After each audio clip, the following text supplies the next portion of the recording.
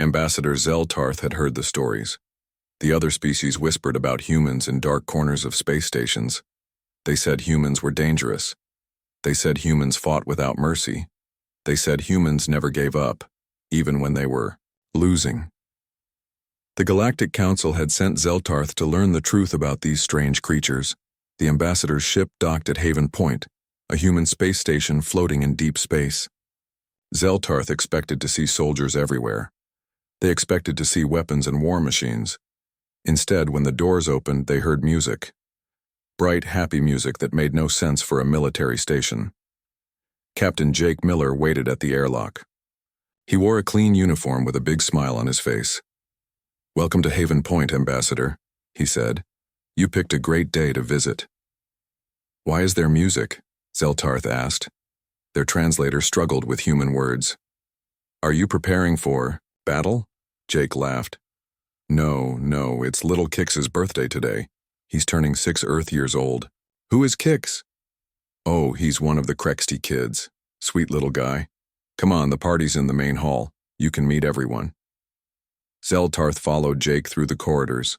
The walls were covered with drawings, children's drawings of spaceships, and aliens and humans all holding hands. Some drawings showed humans and Crexty playing games together. The Crexty were supposed to be enemies of humans. Zeltarth had read this in their mission briefing. The main hall was full of people.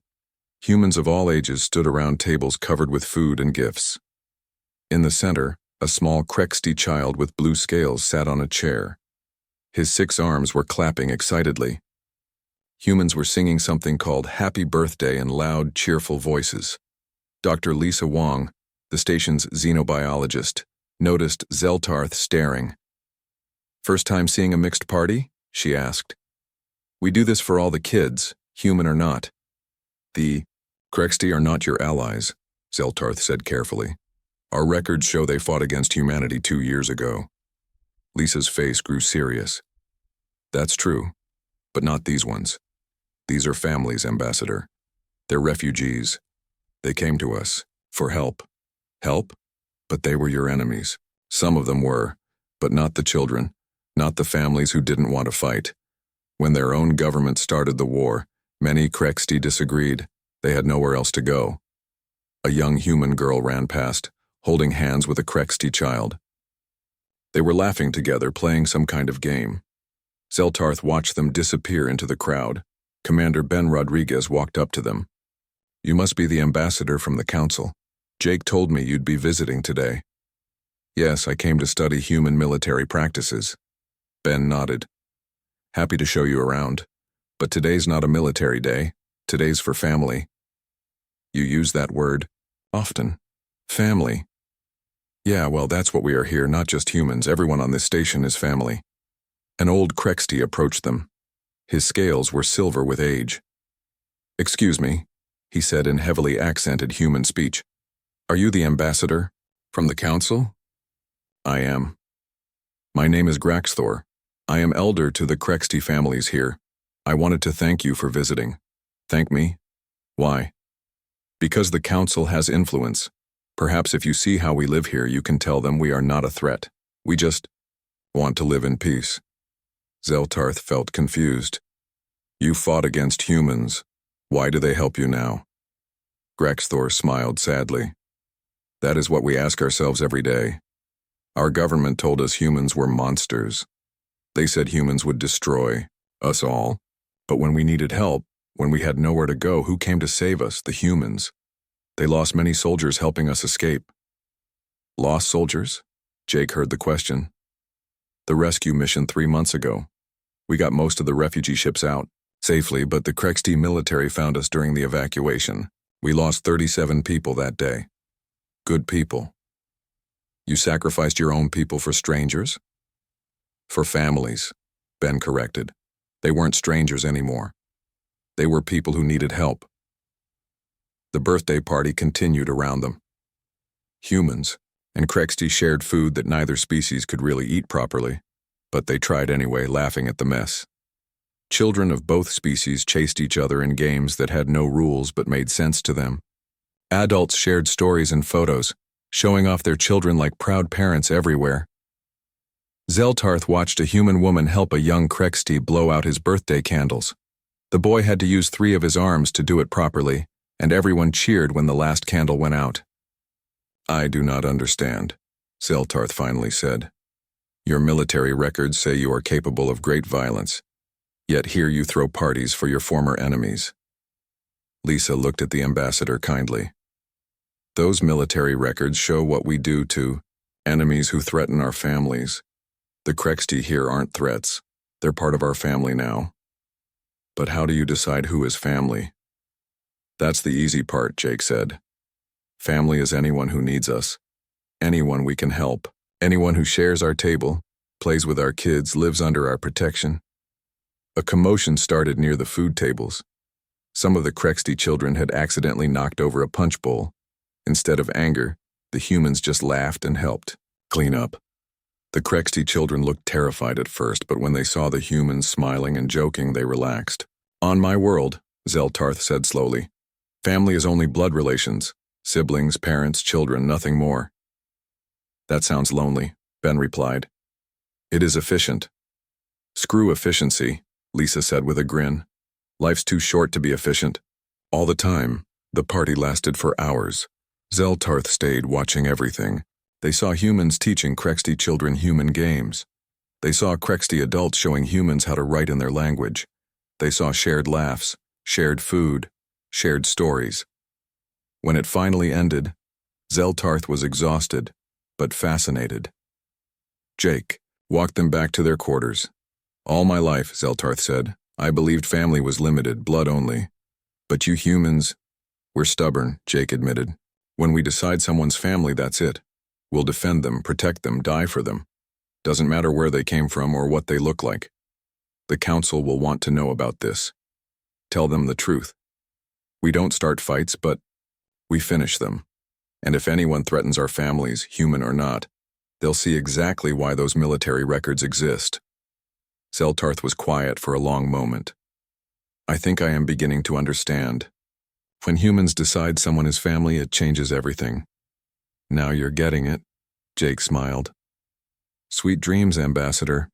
Tomorrow I'll show you the protection protocols we've developed for our extended family. Think your report's ready for that?" Zeltarth's translator couldn't capture the sarcasm, but they understood the meaning. Whatever they reported back to the council would change more than just diplomatic relations. It would change how the galaxy thought about family itself. As they entered their quarters, Zeltarth could still hear faint laughter echoing through the station's corridors. The sounds of a family celebrating together. The sounds of something they never thought possible until today. The next morning, Chief Engineer Pete Johnson found Zeltarth in the observation deck. The ambassador was staring at a wall covered with photographs and small objects. Some looked like jewelry. Others were clearly children's drawings. All were arranged in neat rows. "Morning, Ambassador," Pete said. "Like our memorial wall." "Memorial? These are weapons?" Pete's smile faded. "No, these are memories of the people we lost during the Krexti rescue mission." "I do not understand." "Why do you display memories of the dead? So we don't forget them. Each photo is someone who died protecting families they never met. Look here." Pete pointed to a young woman's picture. "That's Lieutenant Sarah Banks. She stayed behind to fix the engines on a refugee ship. Knew she wouldn't make it out in time." Zeltarth studied the photo. "She sacrificed herself for strangers?" "For family," Pete corrected. "All of these people did. 37 humans died that day. Want to know something? Their families are proud. Not happy they're gone, but proud of why they died. This makes no sense. Your species has such brief lives. Why waste them on others?" Pete turned to look at the ambassador. "Because that's what families do. We protect each other. Doesn't matter if we share blood or not." A small device buzzed on Pete's belt. "Sorry, got to check on something in engineering. Want to come along? I think you'll find it interesting." Zeltarth followed Pete through the station. In engineering, they found Nurse Kelly Adams working on a strange device. She looked exhausted with dark circles under her eyes. "Kelly's been pulling double shifts," Pete explained. She's modifying our medical systems to work better with Crexty biology. Why? Double shifts? Kelly looked up from her work. Because the kids need this. Crexty medicine is different from human medicine. Without these modifications, some of the refugee children could die from basic infections. Your government pays you extra for this work? Kelly laughed, but it sounded tired. Government? No, I volunteer my time. Most of us do. These families need help, so we help. You work for free? I work for family, Kelly said firmly. Same thing, really. An alarm beeped on Kelly's device. Damn. Gotta go. One of the Crexty kids has a fever. Nice meeting you, Ambassador. She rushed out. Pete watched her go with obvious concern. Kelly lost her brother in the rescue mission. Hasn't taken a full day off since then. Says it helps her cope taking care of the kids. Lieutenant Commander Grace Parker arrived in engineering carrying data pads and looking determined. Pete, I need those power conduits fixed. We're starting shuttle. Training today. More humans learning to fly? Crexty teenagers, Grace replied. They need to know how to pilot our ships in case they need to run again. Zeltarth was confused. You teach your enemies' children your technology? Grace stared at them. They're not enemies. They're teenagers who've lost everything. Some lost parents in the war. Some lost entire families.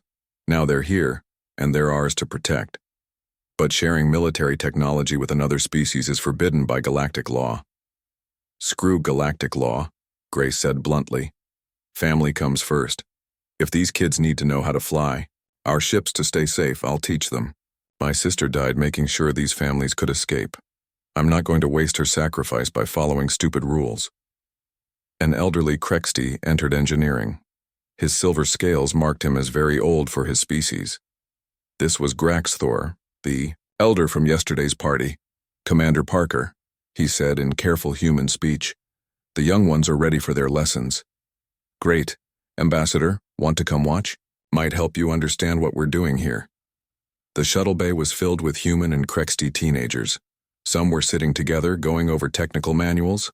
Others were already in pilot seats, practicing with simulation programs. Your sister was the best pilot I knew, Graxthor said to Grace. She saved my grandchildren during the evacuation. Grace's expression softened. Lisa was always good with kids. Used to teach flying lessons back home too. I told the young ones about her. They want to be as brave as she was. Zeltarth watched as Grace began the lesson. She explained controls that would have been secret military information on any other species' ships. The Crexty students listened carefully, taking notes with multiple arms. During a break, Zeltarth approached one of the teenage Crexty. Why do you trust the humans? They could use this knowledge against your species later. The teen looked at them with orange eyes. My parents died in the war. My little sister almost died during the escape. The humans saved us. They give us food, homes, education. Commander Parker spends her free time teaching us to fly. For free. What would you do? I would be cautious. Humans could be tricking you. For what? We have nothing. No money, no weapons, no power. But they share everything with us anyway. After the lesson, Grace showed Zeltarth the personal quarters. 3 human families lived in sections modified for Crexty biology. The air was thicker, the temperature warmer, the beds different shapes. These families officially adopted Crexty orphans, Grace explained. Legal adoption, full parental rights. Those kids are as much their children as any human would be. They visited one family. The parents, Susan and David Miller, were helping their adopted Crexty daughter with homework. The little girl struggled with human mathematics, and her fathers patiently explained each problem. It's harder for her, David explained. Crexty math uses base 6 instead of base 10, but she's getting it. We're so proud of her, Susan added. She learns so fast. The daughter looked up at Zeltarth. I have 2 daddies now, she said in simple human speech, and a big brother who's human. We're a real family. That evening, Zeltarth met with Dr. Lisa Wong in the station's garden. The space had been divided into sections for different species' plant needs. Humans and Crexty worked together, tending to crops from both worlds. I have many questions, Zeltarth admitted. Ask away. Your species is known for violence, yet here you show only kindness. Which is true? Lisa considered carefully. Both.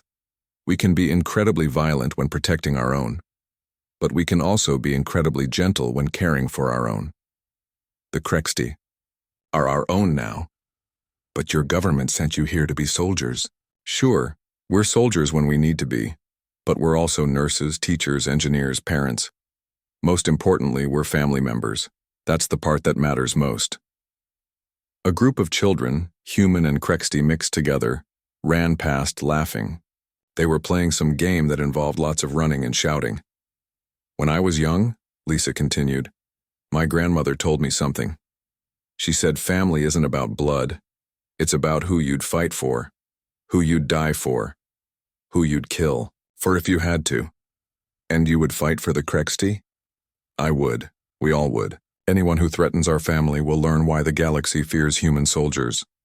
But they were your enemies. Were. Past tense. Now they're family. That changes everything. The garden's lights dimmed to simulate evening. The mixed families began, gathering for dinner in the communal dining hall. Zeltarth watched as humans and Krexti arranged tables, shared food preparation duties, and called children to eat. On my world, Zeltarth said slowly, we have a saying, blood flows thicker than water. We have that saying too, Lisa replied. But we also say, the blood of the covenant is thicker than the water of the womb. The families we choose are stronger than the ones we're born into. I begin to understand why the council fears you. Do they? Maybe they should. Not because we want to hurt anyone, but because we won't let anyone hurt our families. And our family keeps getting bigger. That night, Zeltarth stayed awake in their quarters writing reports for the council, but they found it hard to explain what they'd seen. How could they describe the fierce protection humans showed? How could they explain the gentle care they gave to former enemies? How could they make the council understand that humans defined family in ways that changed everything?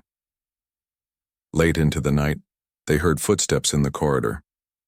Looking out, they saw Grace Parker carrying a sleeping Krexti child.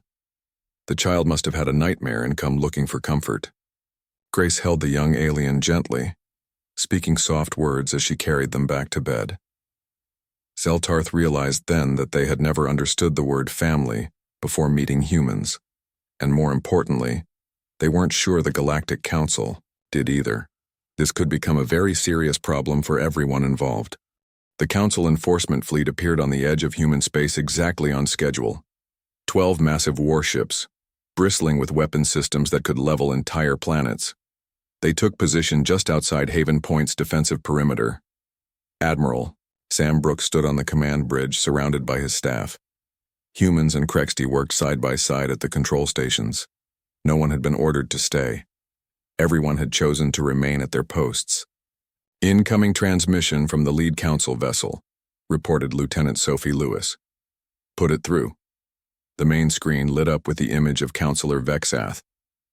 Admiral Brooks, this is your final warning. Transfer all Krexti refugees to our custody immediately, or face the consequences. Counselor, Brooks replied calmly. We've made our position clear. These people are under human protection. They are our families.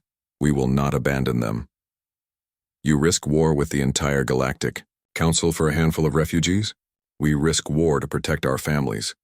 How many people you choose to bring against us is your decision. Vexath's expression darkened. You have 1 hour. After that, we begin seizing your ships and imposing our authority by force. The transmission ended. Brooks turned to his crew. All right, people. You know the drill. Non-essential personnel to the safe zones. Combat teams to your positions. Colonel Dan Freeman coordinated the human response. Ships that had been hidden across human space began moving into position. Not just military vessels, but civilian ships modified for combat. Colonist transports, mining vessels, even pleasure craft joined the formation. Sir, Sophie Lewis reported, we're receiving signals from multiple species asking to join our defense. What? The Fortari, the Nemex, even some Galactic Council member species, they're sending ships to help us. Brooks stared at the tactical display. It was true. Ships bearing the markings of a dozen different species were approaching, all signaling their intent to defend the human position. Captain Joe Martinez commanded one of the arriving vessels. His ship, an old freighter called Family Home, had been converted into a fighting machine. Its crew was mostly volunteers, humans and aliens who had heard about the situation and come to help. "Haven Point, this is Family Home," Joe announced. "We stand with you." Similar messages came from dozens of ships. Some captains told stories about how humans had helped their species in the past. Others talked about family members who had found safety under human protection. All of them were there to fight. Chief Mike Sullivan worked frantically in engineering. He had spent weeks developing new defensive systems specifically for this situation. Energy shields that could adapt to different weapon types. Targeting systems that could coordinate between species with different technologies. "Sullivan to bridge," he called. "Our people are in position. Homegrown tech is online and tested. We're as ready as we'll ever be." Tactical Officer Tom Bradley studied the battle formations. "Admiral, they're moving. Council ships are advancing." "Hold the line," Brooks ordered. "Let them make the first move." But before the Council could fire, something unexpected happened. Zeltarth's voice came over the communication systems. "Counselor Vexath, this is Ambassador Zeltarth. I demand that hostilities cease immediately." "Ambassador? What are you doing? On that human station?" "I am doing what you should be doing. I am learning about families." Zeltarth appeared on all the screens, not just the main viewer. "Fellow members of the Galactic Council, I have witnessed something extraordinary here. I have seen what happens when humans decide someone is family. Nonsense, you have been compromised. Surrender yourself immediately." "I will not. And more importantly, you misunderstand the situation entirely." The first Council ship fired a warning shot across Haven Point's bow. Instead of retreating, the human defensive formation tightened. More ships appeared, allies that had been hiding, waiting for this moment. The battle began with the Council launching a full assault. Energy beams, missile volleys, and plasma cannons lit up space around Haven Point. But the human defenses held. More than held, they counterattacked with a coordination that shocked the Council forces. Paul Anderson, the chief medical officer, watched from the medical bay as casualty reports came in. He had medical teams on every ship prepared for the worst. Human medics worked alongside alien healers, sharing knowledge and resources in real time. Navigator Lisa Martin plotted escape routes for civilian vessels, keeping them away from the combat zone while maintaining supply lines to the fighting ships. "All civilian craft follow my mark. Stay behind the asteroid field until we clear a path." The battle raged for hours. Council ships found themselves facing not just human weapons, but technologies they had never seen before. The mixed crews on human vessels coordinated attacks that seemed almost impossible. Humans and aliens working together, thinking together, fighting together as if they had trained for years instead of months. Slowly, incredibly, the Council fleet began to fall back. 2 of their ships had taken critical damage. 3 had lost primary systems. The combined human-alien force was holding its own against superior numbers. "Sir," Tom Bradley reported, his voice filled with disbelief. "They're retreating. Council ships are pulling back." Counselor Vexath's voice came over the communications.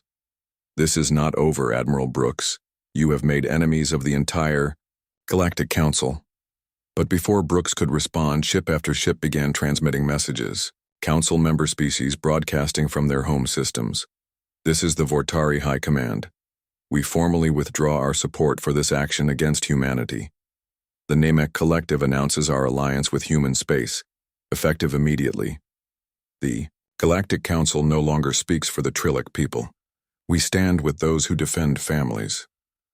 One by one, member species of the Council declared their independence from the Council's authority.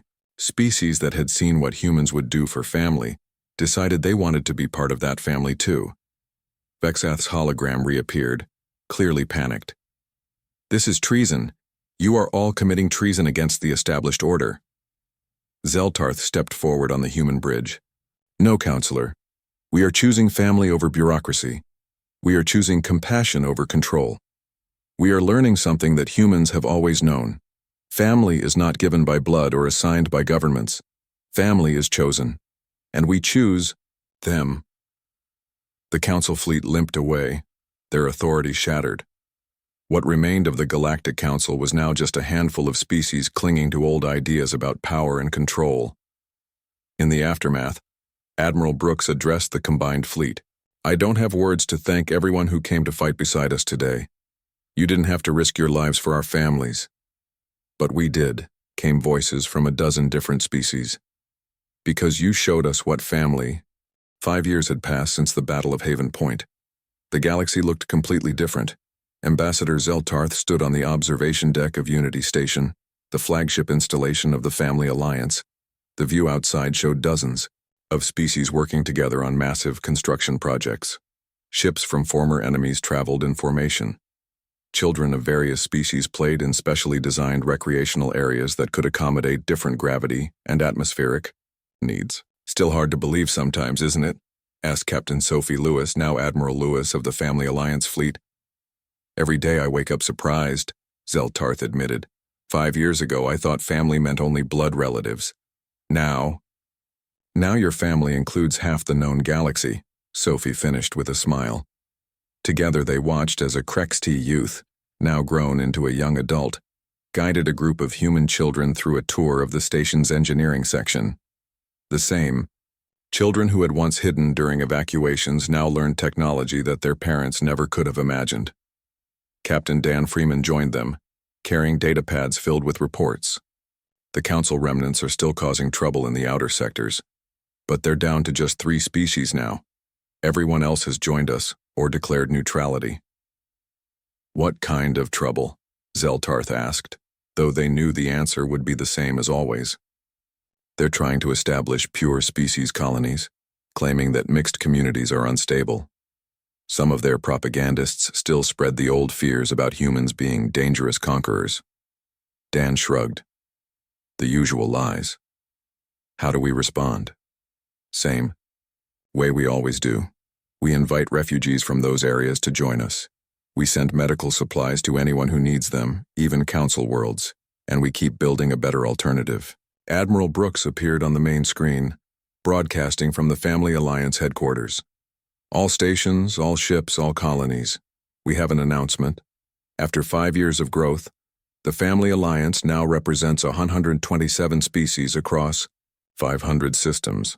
We are officially the largest cooperative civilization in galactic history. Cheers erupted throughout Unity Station. Beings who had never met each other's species embraced. Children of various races played together without anyone thinking twice about the differences.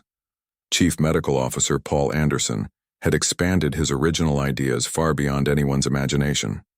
The Alliance now operated medical facilities that could treat any known species, with staff trained in hundreds of different biologies.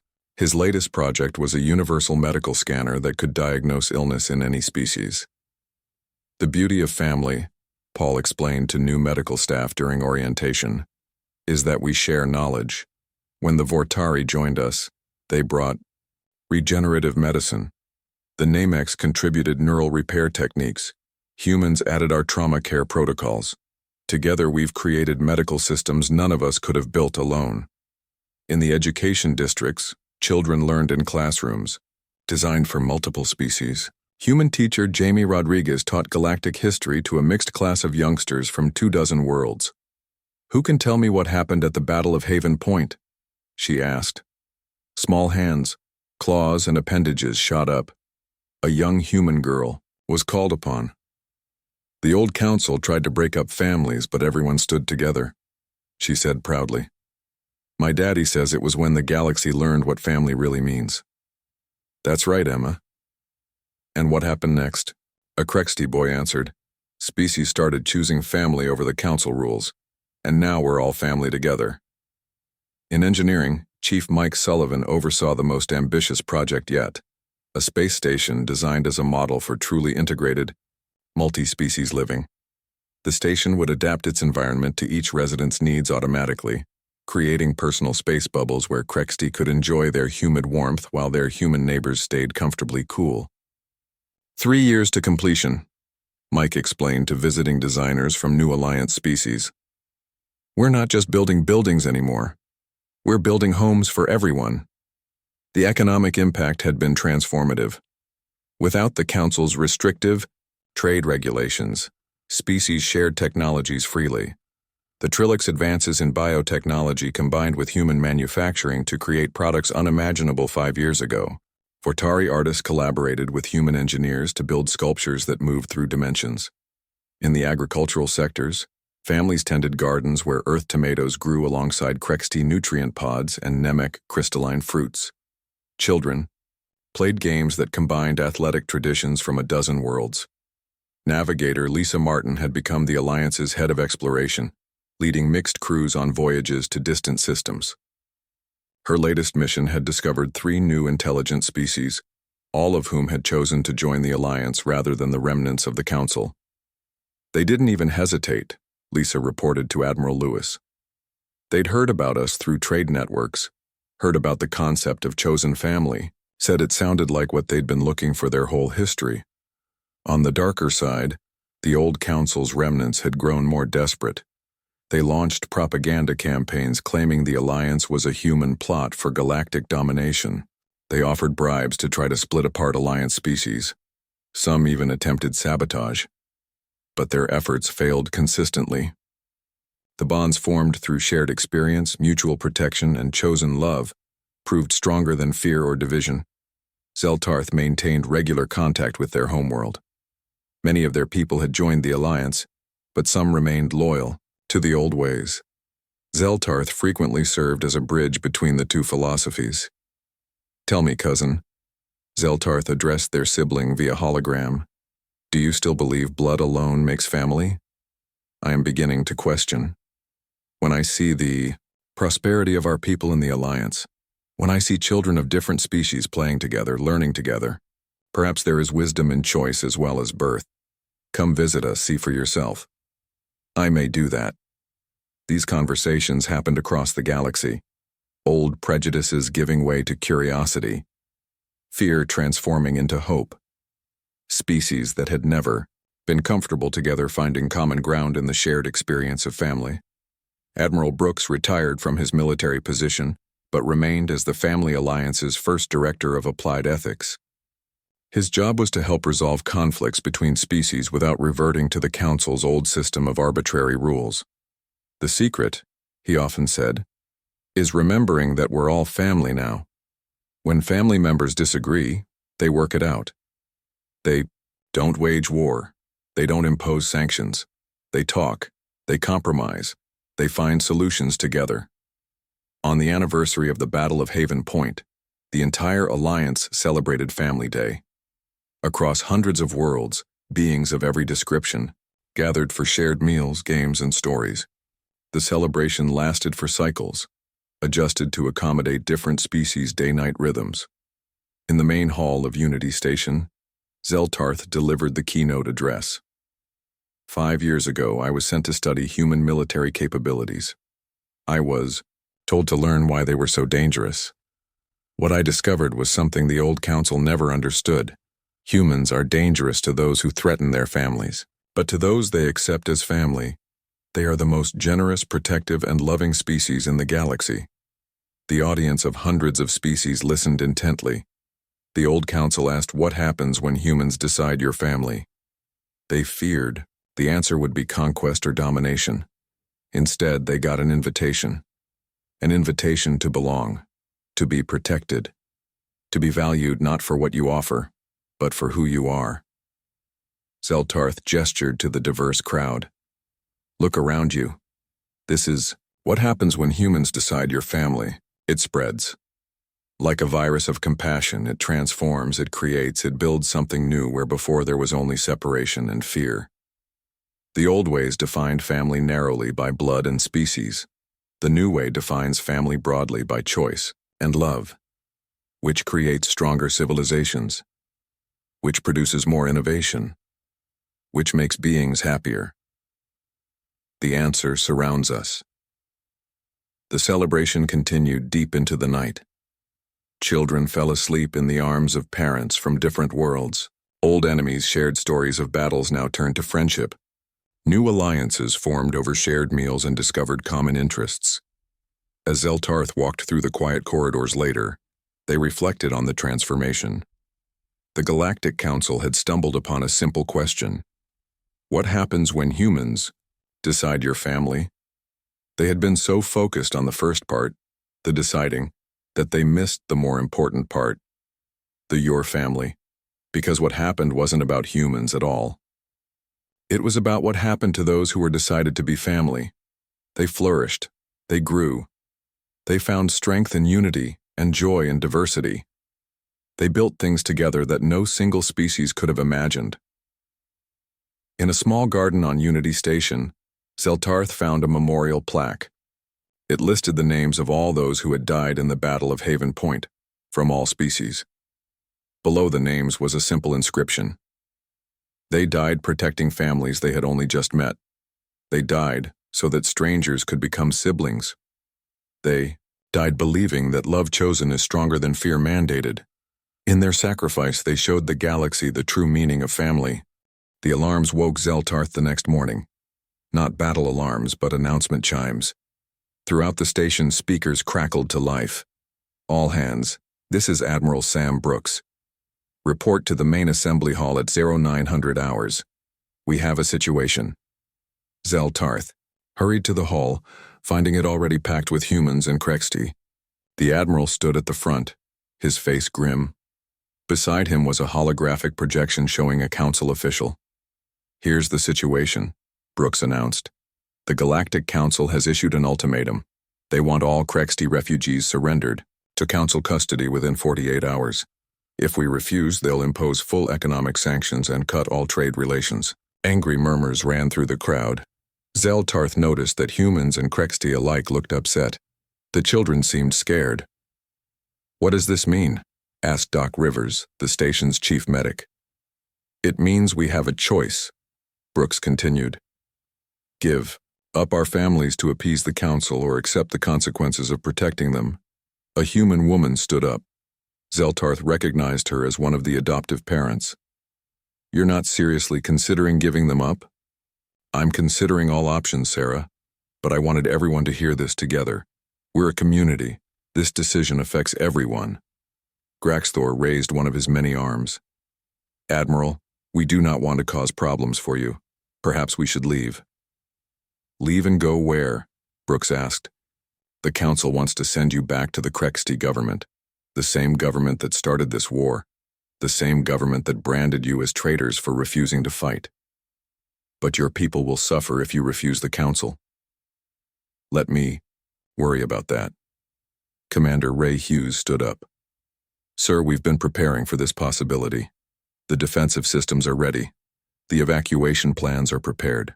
Whatever the council sends our way, we can handle it. That's just it, Ray. It won't just be us. Every human colony, every human station, every human ship could face retaliation. The room grew quiet. Zeltarth could see the weight of the decision on everyone's faces. The humans had to choose between their broader society and the families they'd adopted. Brooks raised his voice. Let's vote.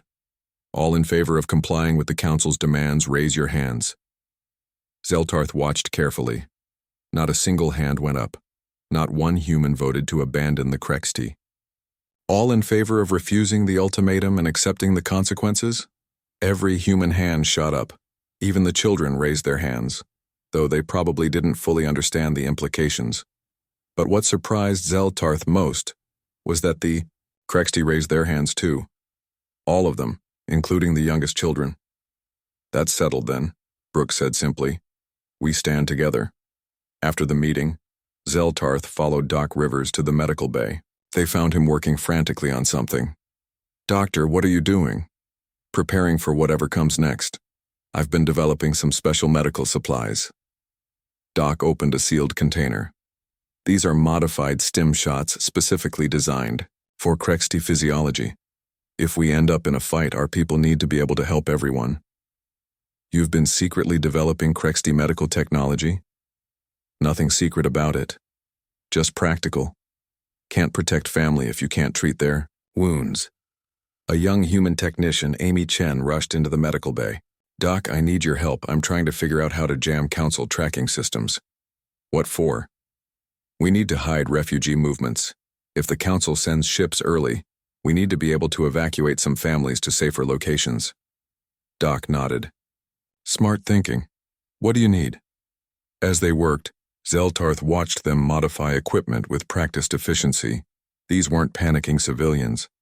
These were people who had prepared for this exact situation. Admiral Brooks entered with a data pad. "Good work, both of you. Amy, once you have that jammer ready, coordinate with engineering.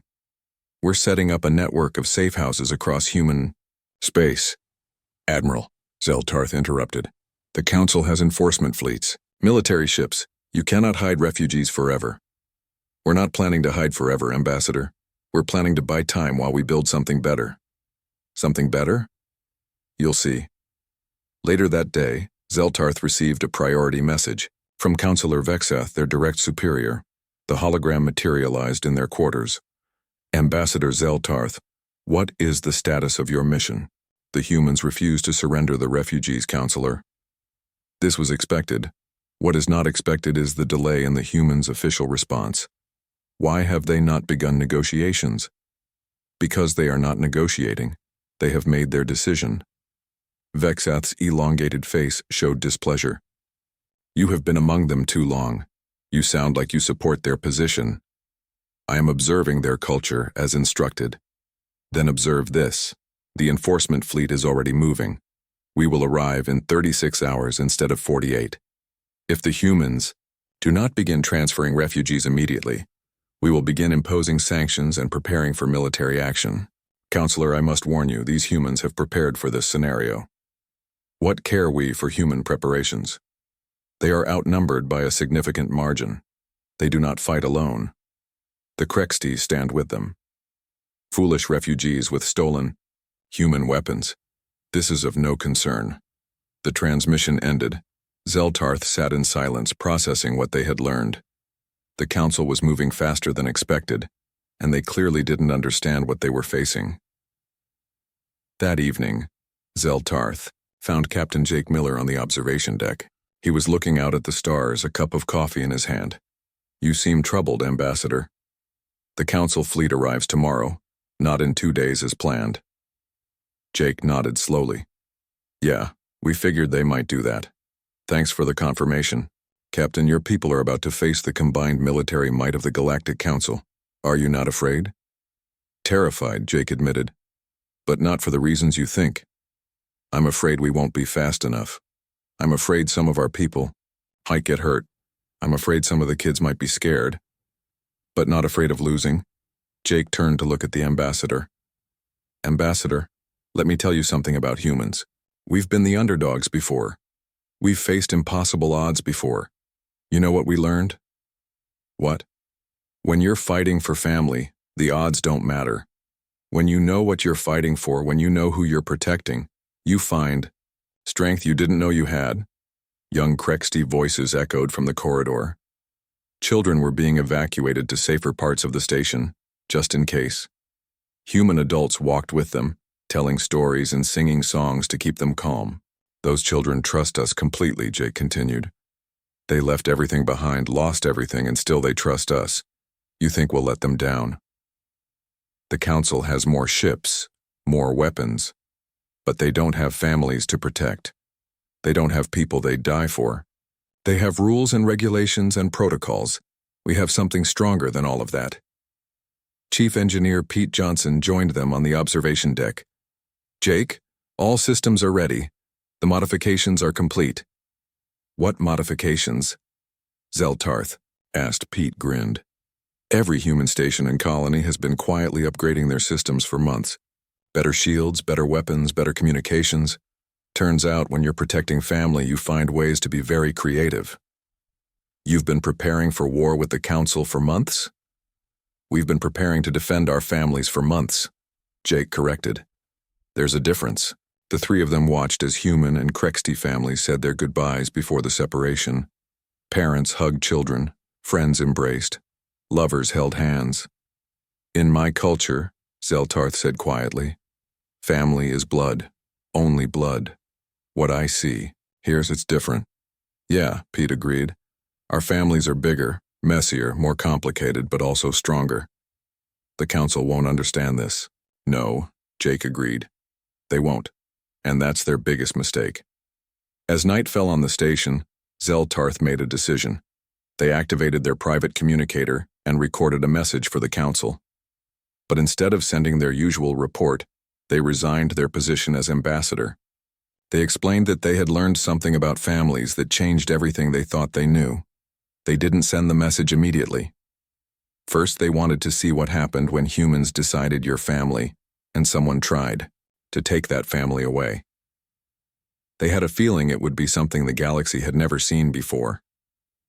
In the distance, the first ships of the Council enforcement fleet were detected by sensors. The battle for family was about to begin.